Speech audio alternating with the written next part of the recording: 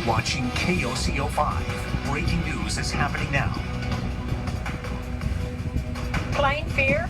I don't know how to describe fear. You know, you're like, where do I go from here? What should I do? Breaking right now at 6, a state of emergency in Pawnee. The governor making that call just moments ago to begin recovery from a massive earthquake.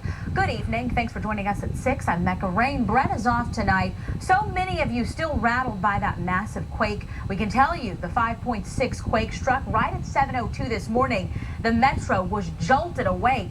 The seismic activity started 95 miles northeast of Oklahoma City and Pawnee, but the earthquake was felt well into half a dozen other states. KOCO's Patrina Adger starts our team coverage from Ground Zero in Pawnee.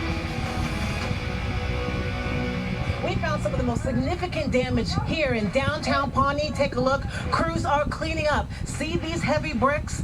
They fell from the very top of this historical building. This was a sustained, strong, lasting event.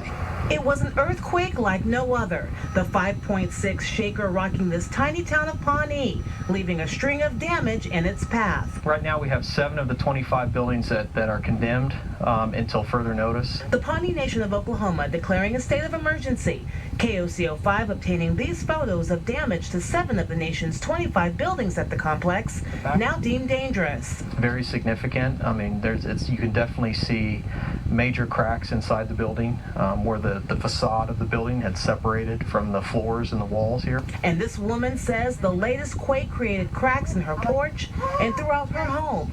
It's busting my thing right there. The damage enough for her to consider moving. In Pawnee, Patrina Adger, KOCO 5 News. Patrina, thank you. The state's response tonight swift. The Oklahoma Corporation Commission ordering disposal wells be shut with 750 square miles. That affects dozens of sites. KOCO's Crystal Price with the other actions to stop the shaking. The Oklahoma Corporation Commission has been investigating that quake all day long. Now, there are dozens of injection wells in that area, and they're working to get those wells shut down. Just hours after this morning's earthquake rocked Oklahoma and surrounding states, the Oklahoma Corporation Commission's earthquake team made their way into the office to formulate a plan of response. But we're putting operators on notice.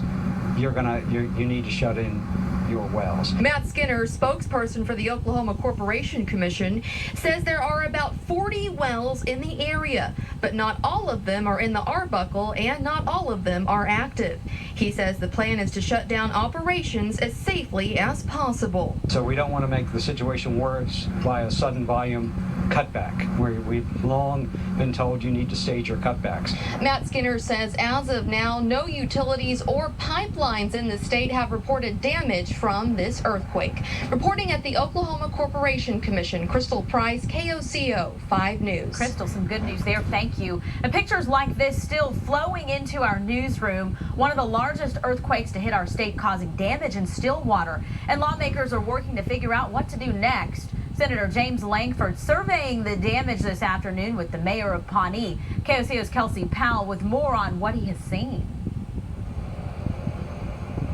Even at this hour, parts of downtown Pawnee are still blocked off with caution tape to protect people from some of these historic buildings who have not yet been checked out for their safety.